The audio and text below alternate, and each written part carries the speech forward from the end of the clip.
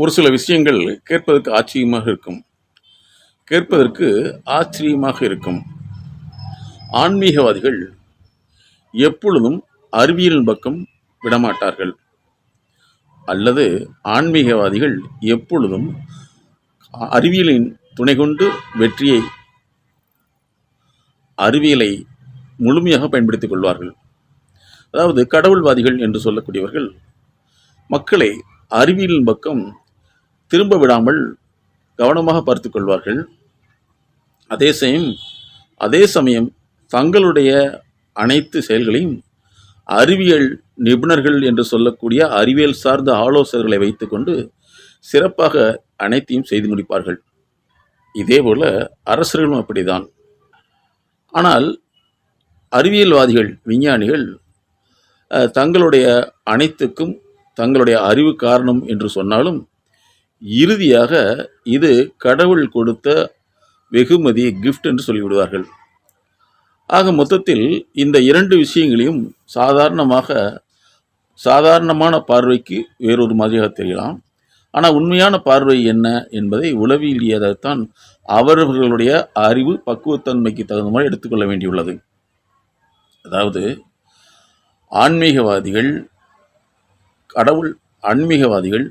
கடவுள்வாதிகள் எப்பொழுதும் மக்களை அறிவியலின் பக்கம் திரும்ப விடமாட்டார்கள். அறிவியல்வாதிகள் மக்கள் தங்களிடம் திரும்பி வந்தாலும் இறுதி முடிவாக இது கடவுள் கொடுத்த கிஃப்ட், வெகுமதி என்று சொல்லிவிடுவார்கள். ஆக இந்த இரண்டு நிலைகளும் நடந்து கொண்டே இருக்கும். அப்போ இதனுடைய உண்மை என்ன என்பது அவரவர்களுடைய பார்வை, திறன், உளவியல் தன்மை, அறிவு சார்ந்த பக்குவ நிலையை பொறுத்து எடுத்துக்கொள்ள வேண்டியுள்ளது. ஆனால் அரசியல்வாதிகள் அறிவியலும் பயன்படுத்திக் கொள்வார்கள், கடவுள்வாதிகளையும் பயன்படுத்திக் கொள்வார்கள். அரசியல்வாதிகள் அறிவியலையும் முழுமையாக பயன்படுத்திக் கொள்வார்கள். அதேபோல கடவுள்வாதிகள் என்று சொல்லக்கூடிய ஆன்மீகத்தையும் முழுமையாக பயன்படுத்திக் கொள்வார்கள். சாமானிய மக்களுக்கு இது போன்ற நம்பிக்கை சார்ந்த செயல்களில் அதிக ஈடுபாடு காட்டுவார்கள். செயல்முறை சார்ந்த, அறிவியல் சார்ந்த செயல்களை செய்வதில் பின்வாங்கிக் கொள்வார்கள். அதனால தான் எங்களுடைய எம்எஸ்கே உளவியல் கோட்பாட்டின்படி அறிவாளிகளை பயன்படுத்தும் அறிவுதான் கார்ப்பரேட் என்று சொல்லக்கூடிய பெருநிறுவன வெற்றிக்கான முதல் காரணம் என்று சொல்கிறோம். சாமானிய மக்கள் எல்லாம் எனக்கு தெரியும் என்ற ஒரு மனநிலையில் இருப்பார்கள்.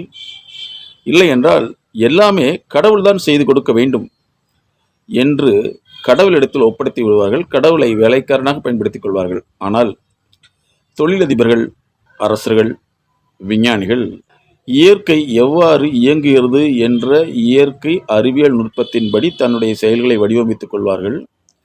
அந்த செயல் வடிவமைப்பை சீர்திருத்தம் செய்ய துறை சார்ந்த நிபுணர்களை துணைக்கி வைத்துக் கொள்வார்கள்.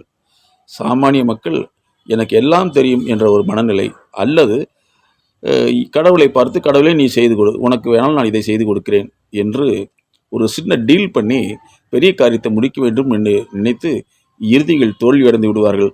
அதற்கும் கூட கடவுள் நம்மளை தண்டித்து விட்டான் என்று காரணம் கற்பித்துக் கொண்டு தன்னுடைய செயல் பற்றாக்குறை, செயல் தெளிவின்மையை ஏற்றுக்கொள்ளாமல் பழியை கடவுள் மீது, அல்லது கடவுள்தான் இவ்வாறு செய்தார் என்று அதை ஏற்றுக்கொண்டு மனதளவில் புலம்பிக் கொண்டிருப்பார்கள்.